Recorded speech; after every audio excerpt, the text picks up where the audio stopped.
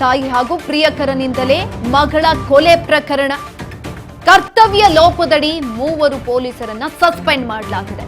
Inspector, PSI, constable ಇವರೆಲ್ಲರೂ ಕೂಡ ಅಮಾನತು ಮಾಡಿರುವಂತದ್ದು.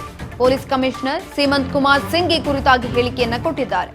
ಪ್ರಕರಣದ ತನಿಖೆಗೆ ಬೇರೆ ಡಿವಿಷನ್ ಎಸಿಪಿ ನೇಮಕವನ್ನ ಮಾಡಲಾಗಿದೆ.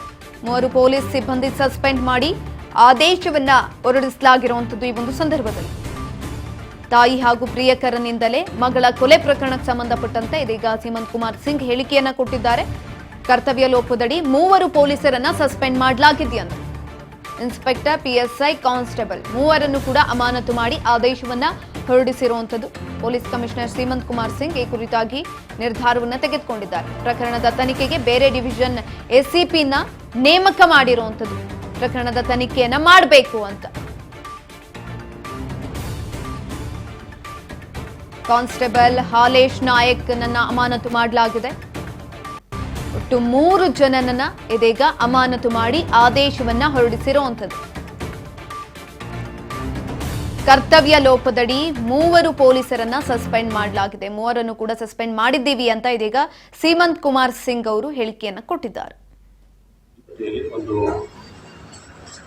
ಮರ್ಡರ್ ಕೇಸ್ ರಿಜಿಸ್ಟರ್ ಆಗಿದೆ 4ನೇ ತಾರೀಕು 4 ಜೂನ್ಗೆ. ಇದು ಹಿಂದೆ 23ನೇ ತಾರೀಕು ಮಾರ್ಚ್ 23 ಒಂದು ಘಟನೆ ನಡೆದಿದ್ದು. ಅದರಲ್ಲಿ ಮಗುದು ಡೆತ್ ಆಗಿತ್ತು. ಆಗ ಸಸ್ಪಿಷಿಯಸ್ ಡೆತ್ ಅಂತ ನಮ್ಮ ಪೊಲೀಸರು ಕೇಸ್ ರಿಜಿಸ್ಟರ್ ಮಾಡಿದ್ರು. ತದನಂತರ 4ನೇ ತಾರೀಕು 4 ಜೂನ್ಗೆ ಮರ್ಡರ್ ಕೇಸ್ ರಿಜಿಸ್ಟರ್ ಆಗಿದೆ. ಈ ಎಲ್ಲ ಪ್ರಕರಣದಲ್ಲಿ ಇನ್ವೆಸ್ಟಿಗೇಷನ್ಲಿ ಕೆಲವು ಲ್ಯಾಪ್ಸಸ್ ಕಂಡು ಬರ್ತಾ ಇದೆ. ನಮ್ಮ ಸೀನಿಯರ್ ಆಫೀಸರ್ಸ್ ಅವ್ರ ರಿಪೋರ್ಟ್ ಪ್ರಕಾರ ಆ ನಿಟ್ಟಿನಲ್ಲಿ 3 ಜನ ಆಫೀಸರ್ಸ್, ಒಬ್ಬ ಇನ್ಸ್ಪೆಕ್ಟರ್, ಒಬ್ಬ ಸಬ್ ಇನ್ಸ್ಪೆಕ್ಟರ್ ಮತ್ತು ಒಬ್ಬ ಕಾನ್ಸ್ಟೇಬಲ್ ಅವ್ರಿಗೆ ಸದ್ಯಕ್ಕೆ ಸಸ್ಪೆನ್ಷನ್ ಕೆಲವು ಇನ್ವೆಸ್ಟಿಗೇಷನ್ ಲ್ಯಾಪ್ಸಸ್ ಇದೆ. ಆ ಲ್ಯಾಪ್ಸಸ್ ಬಗ್ಗೆ ಯಾರ್ಯಾರ ಮೇಲೆ ಕ್ರಮ ತಗೊಂಡು ನಾವು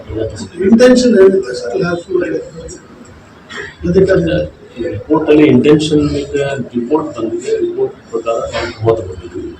ಇಂಟೆನ್ಷನ್ ಖಂಡಿತ ಸರಿ ಇರಲಿಕ್ಕಿಲ್ಲ. ಅದಕ್ಕೋಸ್ಕರ ಈಗ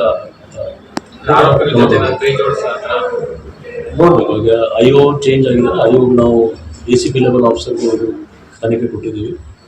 ಅದನ್ನು ಆ ಡಿವಿಷನ್ ಅವರೆಲ್ಲ ಬೇರೆ ಡಿವಿಷನ್ ಸರ್ ಈಗಿರುವಂತ ಇನ್ಸ್ಪೆಕ್ಟರ್ ಆದ್ರೆ ಆ ಸಂದರ್ಭದಲ್ಲಿ ಇನ್ಸ್ಪೆಕ್ಟರ್ ಯಾರಿದ್ರು